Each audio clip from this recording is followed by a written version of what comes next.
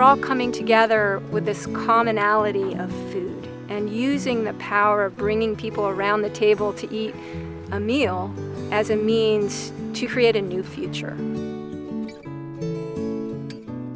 I think that locally grown organic food is the future.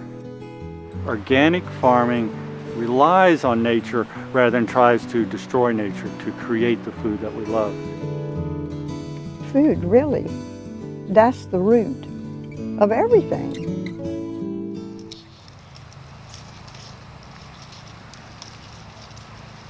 So the Good Food Movement is a community of passionate farmers, advocates, chefs, teachers that are all about changing our food system. And changing our food system to be one that's focused on profits, yes, but also people and the planet, and grounded in healthy soil as the foundation in building health and healthy farms.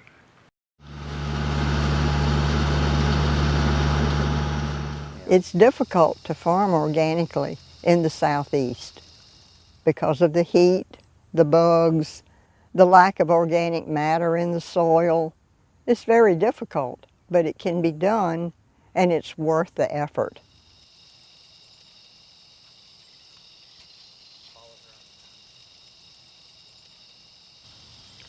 Well, my mother was the mentor in the beginning.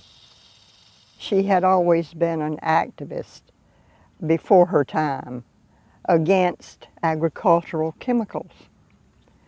And so she always told us, never purchase any produce that doesn't have a bug hole in it, because it's probably poison. And then later in life, I developed a chemical sensitivity.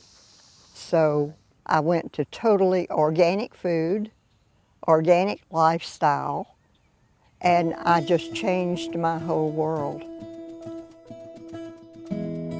Organic farming has made me happier. It really has, in so many ways. And I thought, if I can do this, others can do this. So that sort of became a mission for me, that we would change the face of farming. I think we've made a difference in a lot of lives, maybe. I hope we have, because that's really what we set out to do.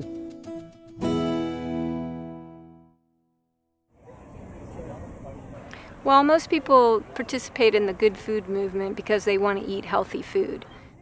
The deeper opportunities are to build healthy soils and support our natural resources and create a regenerative type of agriculture that really gives back to our soils and honoring biodiversity.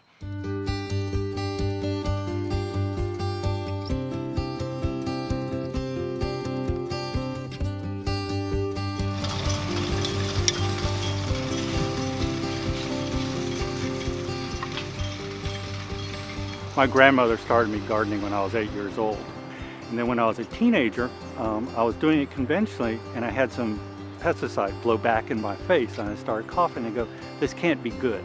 And started reading up on what these pesticides were doing to our environment, and I made the switch. We grow organically because we love both the food we eat and being good protectors of the earth. When you look at what affects our environment, there are two things that affect it more than anything else: how we use and produce energy, and how we use and grow food. And it is that growing of food that covers most of this world as far as human impact. Well, they actually do a pretty good job of helping to control a variety of insects like grasshoppers and things like that, who can be a problem. You're also looking at it within your ecosystem. How are the things that around you going to affect what you're growing? Girls. We have a lot of wildlife at our farms, whether it's the native bees, whether it's the foxes in the woods, the rabbits that come up, and we really try to promote that. We have been very slow to adopt organic in this country, I believe, because of the institutional support for commercial farming. And one of the things that's different about organic farming is you don't need as much inputs as you do with conventional farming. So there's fewer ways for all these big multinationals to make money off of organic farming. If we don't change how we grow food, we cannot create a sustainable society. Organic isn't the total solution, but it's a huge step.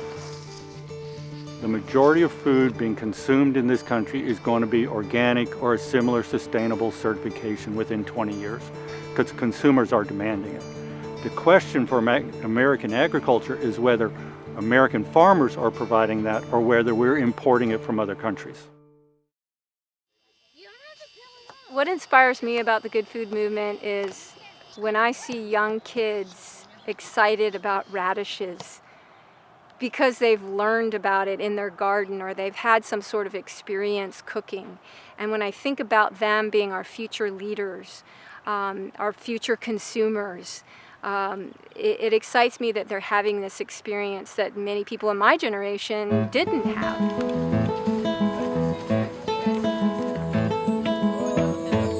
I have been working in the garden with my students for 4 years now. When it first began, it was just me and my class, and now we have teachers in all the grade levels in the whole school that are participating, and every kid gets to go out and work in the garden.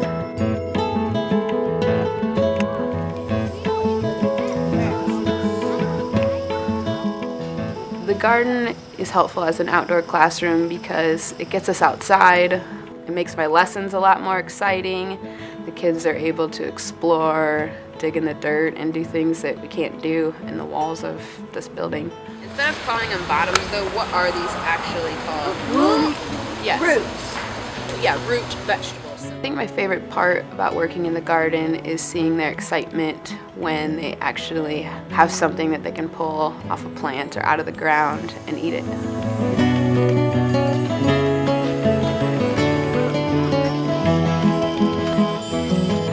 Ever since we started growing our own food in the garden, I've noticed that the kids have made healthier choices in the cafeteria, at home. They've encouraged their parents to buy healthier things from the grocery store.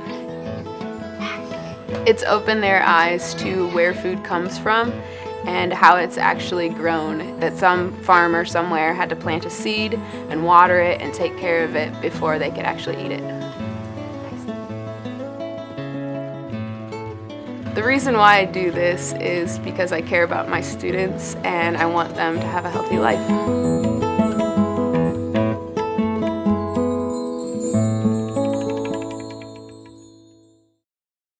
So I think the Good Food Movement really started with farmers that were growing sustainably and the chef community who was helping introduce people to taste.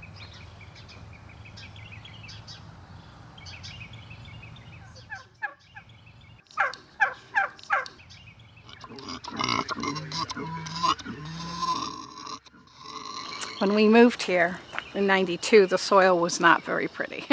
It was a soybean field, and my husband Clifford has worked really hard for the past 26 years to make it look beautiful here.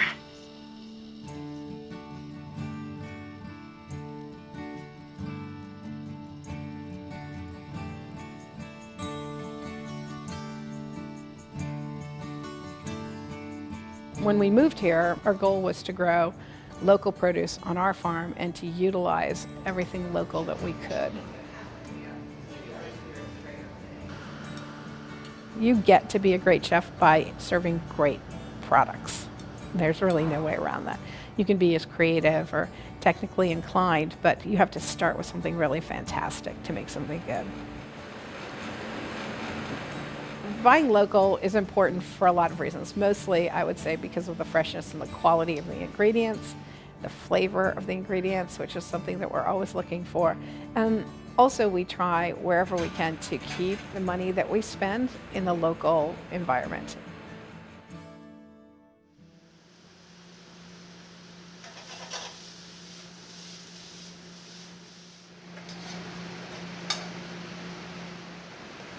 we're all helping fix a broken food system. You go to the grocery store and everything is in a box already ready to open and eat. You know, by doing this, we're helping fix that broken food system. We're preparing food from scratch. We're taking vegetables from the field and breaking them down into dishes. We're taking whole animals and breaking them down into sausage. We put a lot of thought into what our sourcing is, you know, and what we're putting in front of you.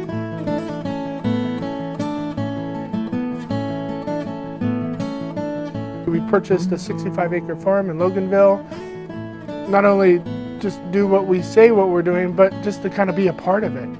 I like to take my staff out to the farm, call it a work day. Go out there and weed a couple rows, a field, and work for a good 3-4 hours. And at the end of that, pull out the green egg and cook lunch for everybody. Just kind of have that sense of, you know, where your food comes from. So that way, when it's coming in through the back door, they have a little bit of different perspective for that food. The Good Food movement began with the National Organic Program that created a standard for certified organic farms in this country. I think that helped suddenly put a choice on the table where people started asking some hard questions about how food is grown.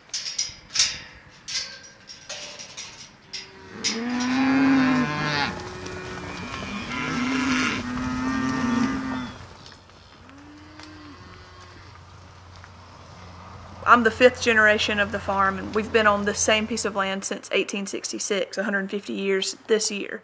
We weren't really thinking about the community when we were building our business, White Oak Pastures. We were really passionate about growing cattle and marketing grass-fed beef and getting consumers who wanted something different. But by putting that labor back in agriculture, we were able to create a really great community. Our employee culture is, I'd say there's nothing like it that I've ever come across. You know, we work from about sunup to sundown, 8 days a week together, we eat together. Everybody knows everybody by their first and last name. I'd say we're just a big family.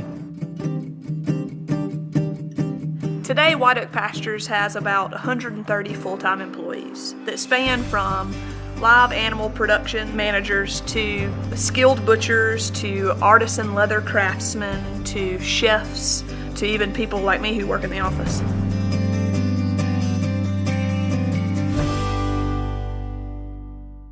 My grandfather was sort of famous in saying, you take care of the land and the herd and they'll take care of you. And for a long time, we never really thought we weren't taking care of the land and the herd. You know, we poured, hundreds of gallons of chemical fertilizer to the land, and we thought in terms of maximum production in grass, that was exactly what you're supposed to be doing. After taking a step back and looking at what we were doing, we realized that we weren't really taking care of the land or the animals, we were taking care of ourselves. So when we transitioned our farm to certainly the focus that it is today, which is on high animal welfare and in high environmental sustainability, we realized that we enjoyed watching things a lot more. Today, it's so pleasant just to ride from one end of our farm to the other, watching cattle do exactly what they're intended to do, graze and roam. It's watching pigs root and wallow, watching chickens scratch and peck. I guess it'd be really hard to measure the benefit of going organic because it's not financial, it's not emotional, it's not all environmental, it's not all animal welfare. It's such a collaboration of all those things. It's how they tie in together holistically that make it truly special.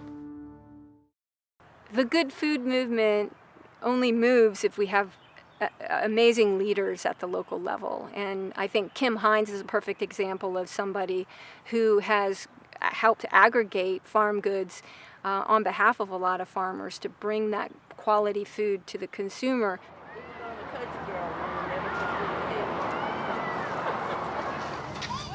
I want to live in a place where the food is connected to what's going on in the earth, is connected to what's going on in our wallet.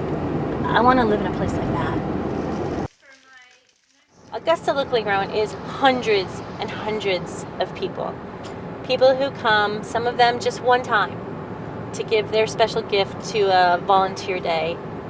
And some have given nearly a decade of time to this effort.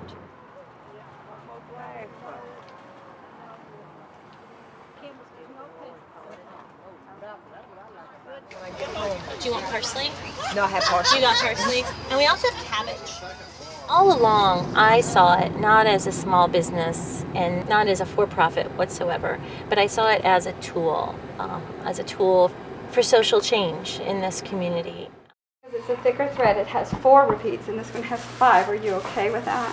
Oh yeah. Okay. And we shear the animals, we wash the wool, we dye the wool, we spin the wool, we have knitting classes, crochet classes, weaving classes, all that kind of stuff that you can make from nothing, from your own farm. I think that as a mom and as a community member and as a professional, I understand food, good, healthy food, as a connecting force. It's about being involved in activities that maybe already exist in the community and bringing that local food element to them, but also creating some new ones, some really unusual ones that didn't exist before. So starting garden projects, starting teaching gardens, starting cooking classes, starting a farmer's market, but always coming together with anyone willing to step forward to grow the food, to clear the land, to raise the beds, to run the farmer's market, to do what we do together.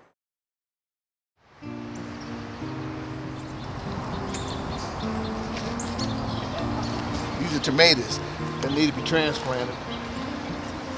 My journey started when I was given a mission to learn everything about food from the seed to the table.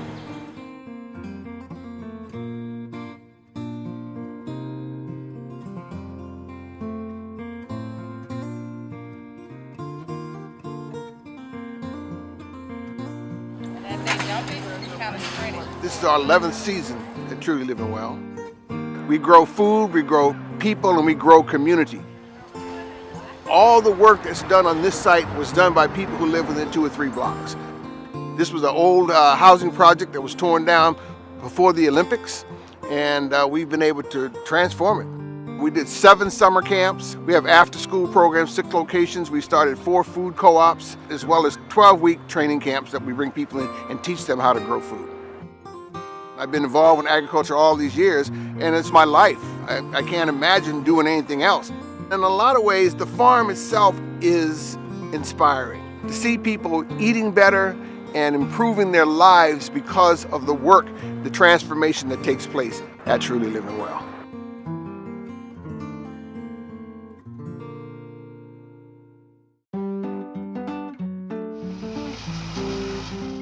The beautiful thing about food is that it can impact so many areas, from rural development, community development, farms, the environment, equity issues. So it's a very, very powerful tool, and we're really just at the beginning. We need to know who grows our food, the quality of our food, and where our food comes from. Organic farming enables us to provide food that is free of pesticides, and it also connects people with the idea of their food. I want Georgia to become not the bottom on the list of organic acreage, but the top. Food is the answer. Food is the answer. Food is the answer. Food is the answer. Food is the answer.